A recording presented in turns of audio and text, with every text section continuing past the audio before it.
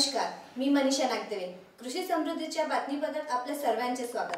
लवकरच बघूया आजच्या ठळक बातम्या. हिंगणघाट तालुक्यातील सावलीबाग येथे साई नगरीच्या परिसरात साई मंदिराचे भूमिपूजन करण्यात आले आहे व भागवत कथा ज्ञानयज्ञ सप्ताहाला सुरुवात झाली. तरी उद्घाटनाला लाभलेले प्रमुख पाहुणे श्री हरिधरणे महाराज तसेच न्यू आगे बढो क्रीडा मंडळाचे अध्यक्ष विनोद भाऊ मिनमिले तसेच वार्डातील समस्त नागरिक रामदासजी गुगल, वसंतराव विरुडकर, हनुमान डोंगरकर, गजानन मिनमिले, बंडू पावडे, केशव राऊत, विलासभाऊ पावडे, किरण ठक, निखिल गुगल, हनुमान मंडावी व गावातील समस्त नागरिक उपस्थित होते. प्रतिनिधी अनंता वायसे, कृषी समृद्धी टीव्ही हिंगणघाट. एकात्मिक बालविकास प्रकल्प अर्जुनी मोर व उमेद ग्रामीण जीवनोन्नती अभियान यांच्या संयुक्त विद्यमाने ग्रामपंचायत परिसर नवेगाव बांध येथे दिनांक 8 मार्च जागतिक महिला दिनानिमित्त पोषण अभियान जन आंदोलन महिला मेळावा आयोजित करण्यात आलाय. कार्यक्रमाच्या अध्यक्षस्थानी माजी जिल्हा परिषद सदस्य विजयाताई कापगाते असून मेळाव्याचे उद्घाटन मंगला गडकरी यांनी केले. यशस्वी महिला म्हणून मालताबाई सांगोळकर व तुरसाबाई सरजारे यांचा यावेळी सत्कार करण्यात आला. महिला मेळाव्याला अंगणवाडी सेविका, मदतनीस तसेच सर्व महिला बचत गटाच्या पदाधिकारी व सभासद बहुसंख्येने उपस्थित होते. आज दिनांक 8 मार्च 2019 जागतिक महिला दिनानिमित्त इथे महिला मेळावा तसेच पोषण अभियान अंतर्गत महिला मेळावा घेण्यात आलेला आहे. त्यामध्ये महिलांनी आपले स्वतःचे सक्षमीकरण केले पाहिजे. सक्षमीकरण म्हणजे आपल्यामध्ये असलेले गुण तिने स्वतः जागृत केले पाहिजे. महिला म्हणतात महिला ही कमजोर आहे, पण महिला ही काही कमजोर नाही आहे. तिच्यामध्ये सगळेच गुण आहेत.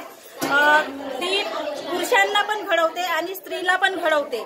पण महिला याच्यामध्ये ती कमजोर पडते की तिचे आरोग्य चांगले राहत नाही. त्याच्यामुळे ती गरोदरपणामध्ये जेव्हा गरोदर असते स्त्री, त्या काळापासून स्त्री जन्म देते त्या काळामध्ये 50% ही मेंदूची वाढ होते आणि मेंदूची वाढ ही 50% गर्भाशयामध्ये होते आणि 25% 2 वर्षाचा बाळ होईपर्यंत होते आणि 25% ही वाढ 5 वर्षापर्यंत होते. म्हणून ह्या कालावधीतच जास्तीत जास्त त्या महिलेने पोषण आहार घेतलं पाहिजे आणि म्हणजे आपलं बाळ अपंग किंवा मतिमंद होऊ नये. म्हणून हे तेव्हाच आपला समाज सुधरेल आणि चांगली पिढी घडेल. प्रतिनिधी संजीव बडोले, कृषी समृद्धी टीव्ही नवेगाव बांध. दिनांक 8 मार्चला सूर्योदय शिक्षण प्रसारक मंडळ पिंपळगावच्या वतीने जागतिक महिला दिनानिमित्त महिला सन्मान समारंभ साजरा करण्यात आलाय. कार्यक्रमाच्या अध्यक्षस्थानी संस्थेच्या सचिव सौ किरण तौर होत्या, तर प्रमुख अतिथी म्हणून पिंपळगावच्या सरपंच श्रीमती शहाजानबी पठाण, गोदावरी पब्लिक स्कूलच्या प्राचार्य सौ कोल्हे आदी उपस्थित होते. यावेळी महिला दिनानिमित्त सर्वांनी आपले मनोगती व्यक्त केली.